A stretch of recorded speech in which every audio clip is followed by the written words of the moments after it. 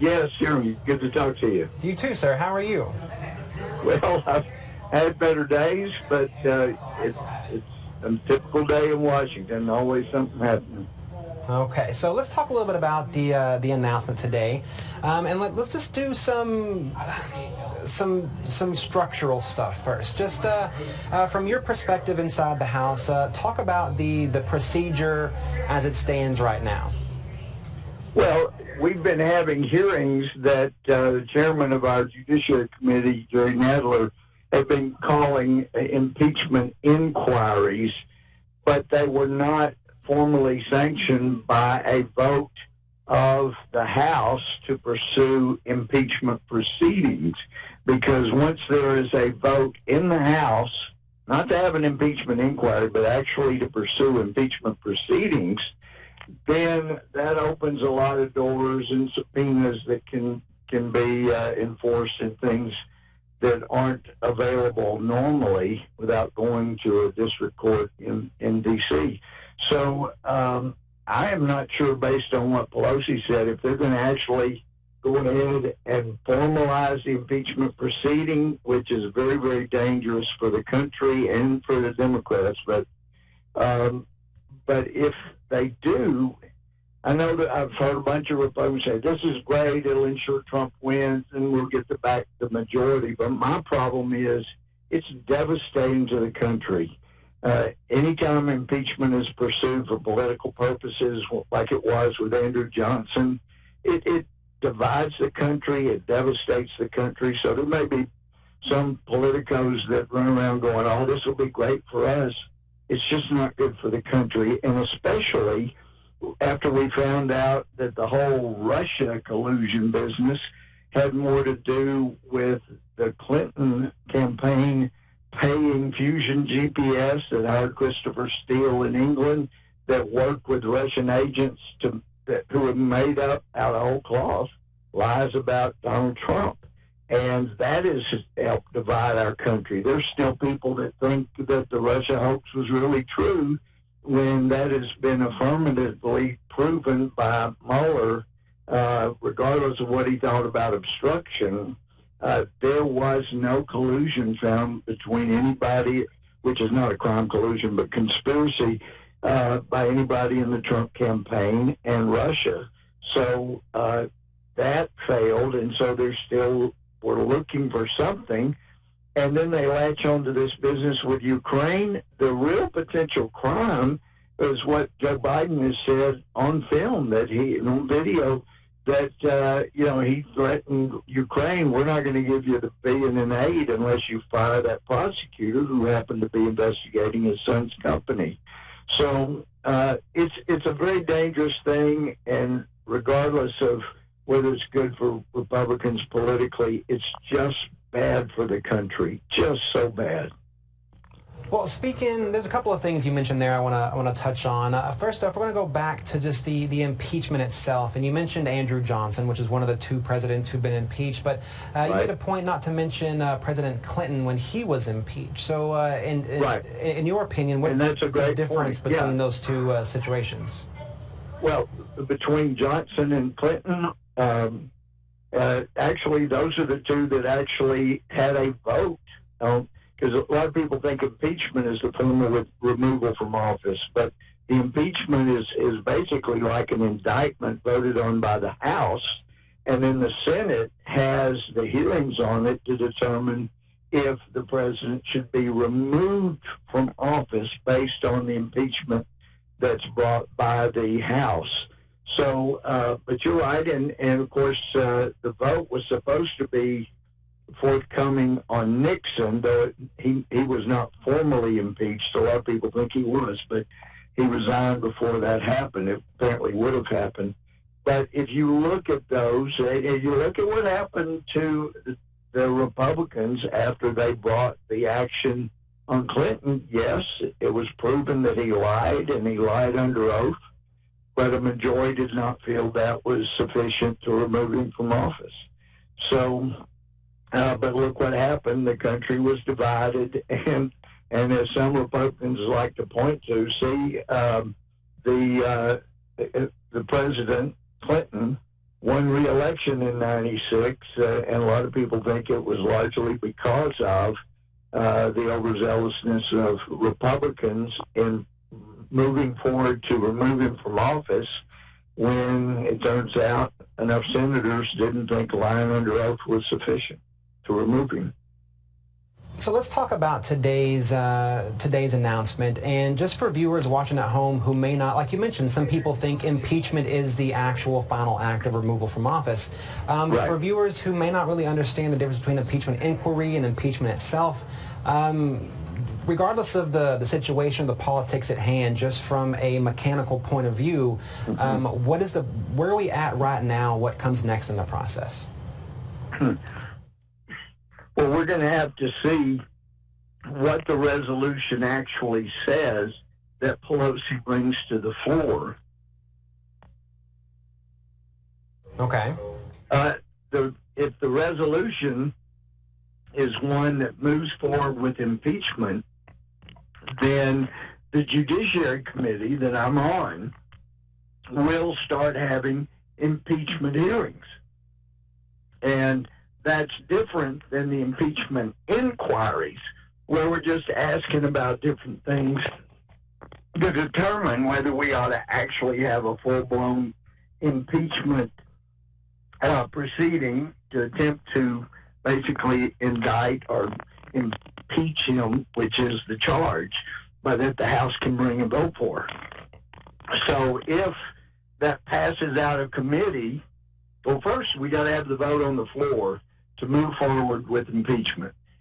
If it's a vote that kind of couches the terms, the words, in actually saying, oh, we're going to have further impeachment inquiries, then that doesn't kick in all of the impeachment provisions and powers that the majority has.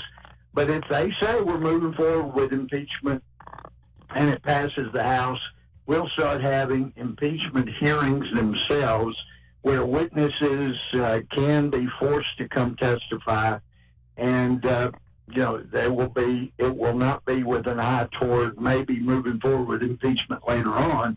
It will be on whether or not to vote to remove President Trump from office. But if the House does vote, and there probably are enough votes among the Democrats to do that in the House, then it would move over to the Senate for a formal removal trial, and then people that were around during the Clinton impeachment, they may remember, but there can be a lot of dramatics take place, a lot of drama, if that were to occur. So we'll just have to see exactly how Speaker Pelosi words the impeachment resolution, and we'll know more once she has it for us. Now, with the impending release of the Ukraine call transcript, I believe tomorrow, and then the whistleblower complaint release on Thursday, how do those play into what Speaker Pelosi may bring forth in that resolution? I can tell you that regardless of what is in the transcript, we're going to hear Jerry Nadler, Nancy Pelosi, and the usual suspects screaming to the high hills about, oh, this is a crime, even though I just cannot imagine that it would be. It's a crime if Biden says, I'm up withholding $1 billion till you fire the prosecutor coming after my son's company, in essence. But I can tell you, no matter what it says, and no matter how appropriate or inappropriate his comments may have been, they're going to be screaming, this is it, this is the smoking gun. They're all going to be saying, yeah, let's move forward, let's remove him from office. And so I can tell you, it doesn't much matter what those transcripts say. They're loaded, they're ready, and they're going to use whatever it says to say it's time to impeach or remove Trump from office. So it's really tragic, because the loser in all of this, maybe it helps the Republican Party, but the real loser in this will be the United States of America. So you said that a couple times. Explain how you mean by that. Well, I mean that it divides the country so sharply. It did in the 1860s. It did in the 1990s. And because of how divided the president, during President Obama's years, the country got more divided than ever.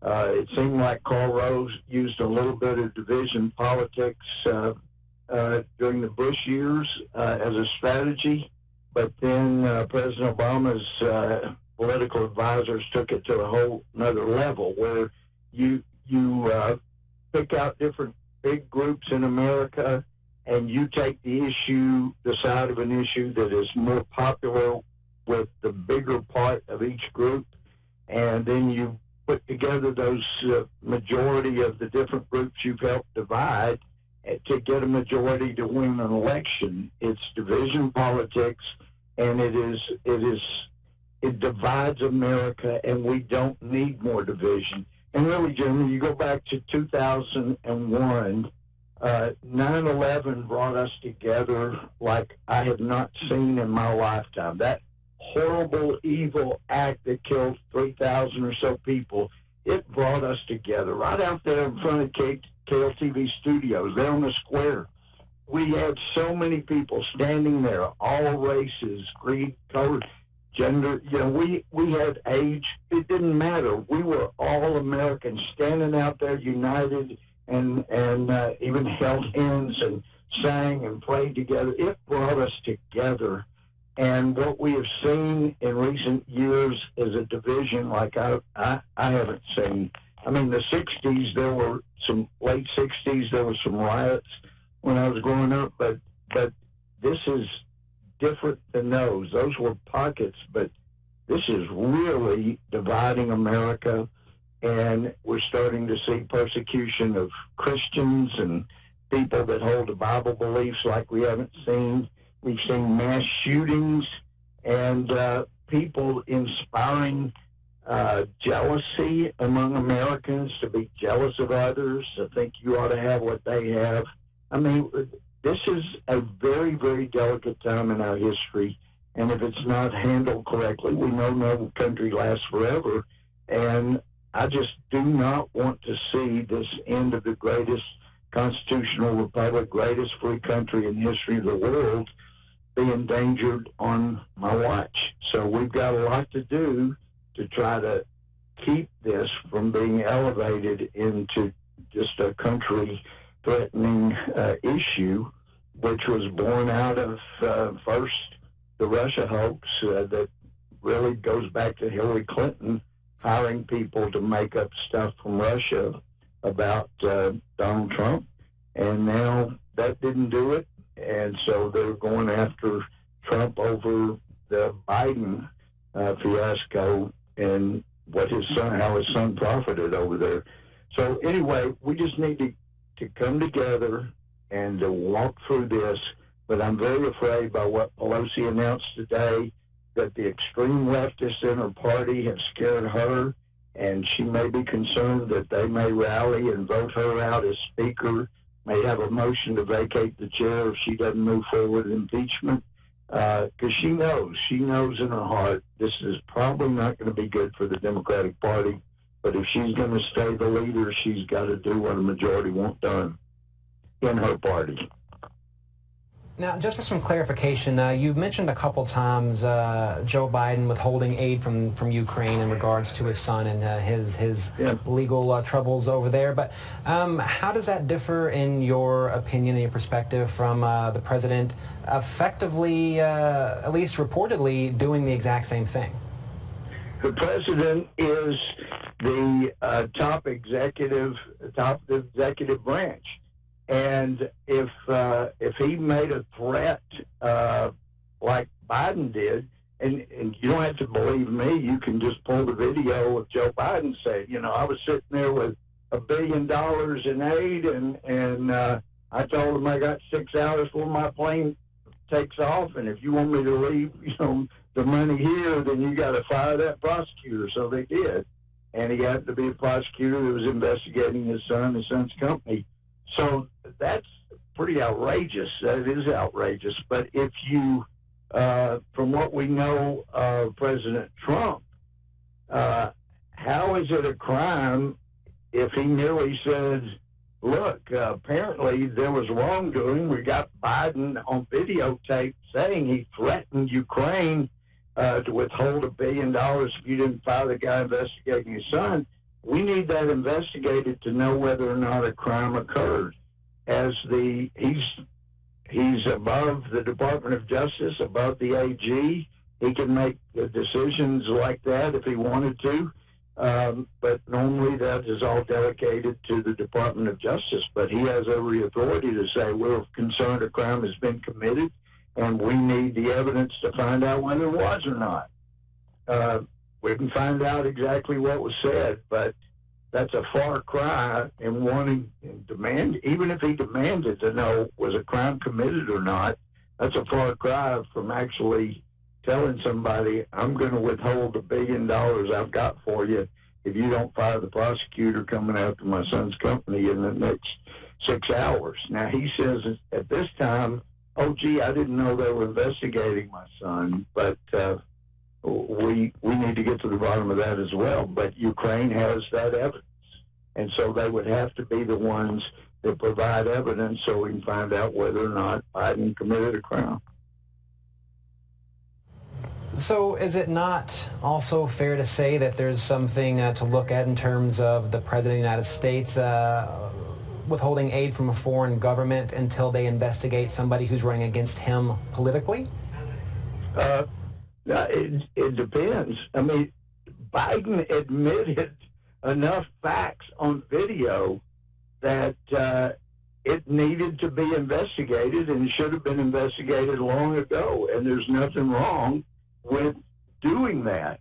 Now, I have not appreciated it under President Obama's 8 years and some of the countries that President Bush chose to help with aid. And in fact, we just had a vote just a few minutes ago. I called right after I got out of voting to send a massive amount of aid to Burma, or now Myanmar. Well, I voted. There were 20 of us that last I saw had voted against it.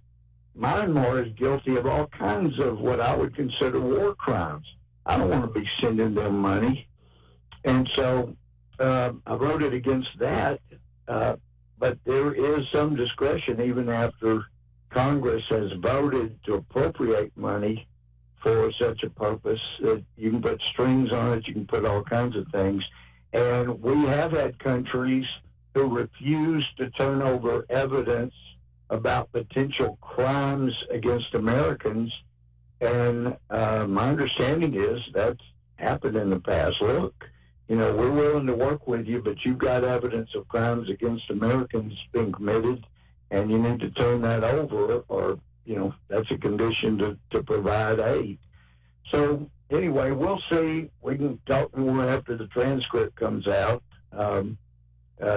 I don't know what the president said. I will know better afterwards, but I would think that it is rather dangerous to be out there saying the president's committed a crime, because he's not on video admitting the kind of things that Biden did, and he doesn't. So let's see what the president said, and then we can talk more about it. But I'm not impressed at this point that it's something that would rise to the level of impeachable. All right, well, Congressman Gohmert, we appreciate your time and your perspective from the House, and we look forward to hearing from you as the situation continues. Okay, thanks so much for the interest. Thank you, Gohmert. Mr. Gohmert, we'll talk to you soon.